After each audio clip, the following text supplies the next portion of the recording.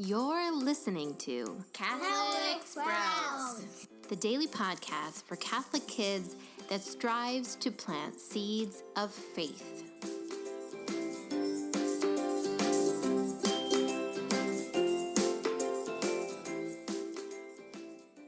Hey there, Sprouts. Today is Monday, January 28th, 2019.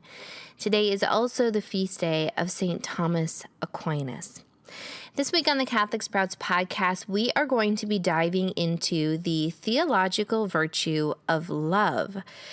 We have already talked about the other two theological virtues, the virtue of faith and the virtue of hope. Today, on the feast day of the great saint, St. Thomas Aquinas, we are going to talk about what the virtue of love is just a little bit. We're going to spend more time, however, talking about how these three virtues, faith, hope, and love, are not actually separate virtues. They really go together, and we talk about them separately just so that we can understand them a little bit. But as you grow in the virtue of faith, you will grow in the virtue of hope, and you will grow in the virtue of love. So first of all, let's talk about St. Thomas Aquinas. So maybe you've heard that name before. A lot of schools and churches are named after this great saint. So St. Thomas Aquinas was a Dominican. Dominicans are known for being wonderful preachers, and St. Thomas Aquinas in particular was known for being an incredible scholar and writer. He wrote about lots of different things in our Catholic faith. He is seen as the doctor of angels, meaning he wrote a lot about angels to help us understand the different types of angels and what the role of angels is. But he also spent a lot of time proving the existence of God. He was a deep thinker, and as you can imagine, it can be hard to prove the existence of God, especially to someone that doesn't believe. You know, what sort of concrete evidence are you going to point to? Well, St. Thomas Aquinas spent lots of time thinking about this, and he came up with some really good answers.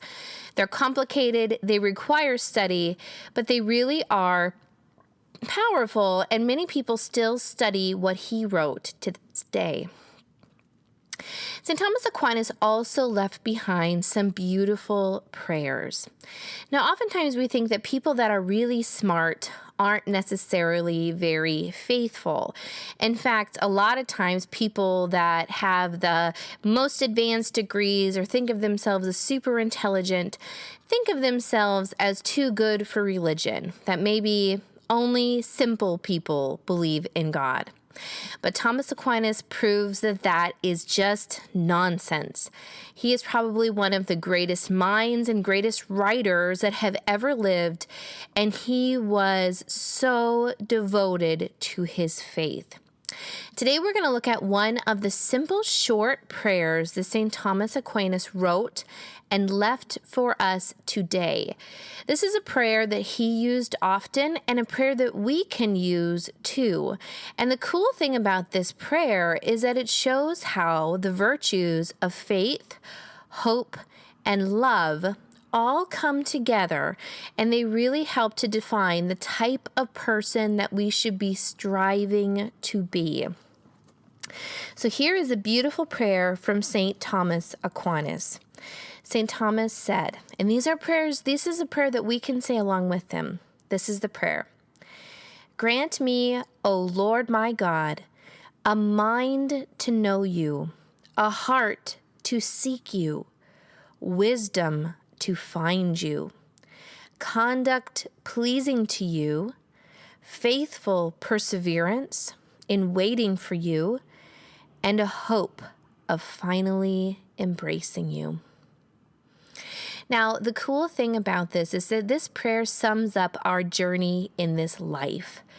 We shouldn't be seeking after money and fame and power, but we should be seeking something. We should be questing after something and searching for something, and that something is God. a heart to seek him, a mind to seek him, the perseverance to seek him, and that eternal hope that one day we will be with him in heaven.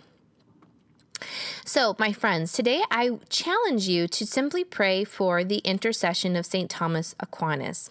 St. Thomas Aquinas his intercession can be powerful for many points, but I would like you to simply think about him and think about your own quest for finding God.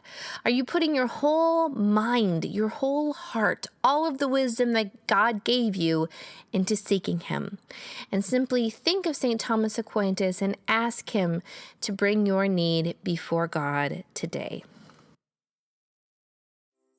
That's it for Catholic Sprouts today. We'll be back tomorrow, but until then, continue to grow in your faith and truly sprout into the beautiful creation that God intended you to be.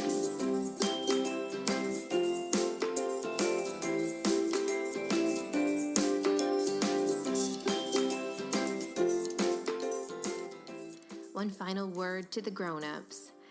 Thank you so much for listening to the Catholic Sprouts podcast. I would like to invite you to join a special Facebook group just for those that listen to the Catholic Sprouts podcast.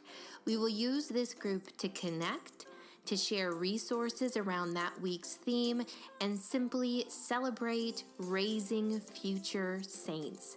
To find the direct link to the Facebook group, simply check the notes for this podcast episode.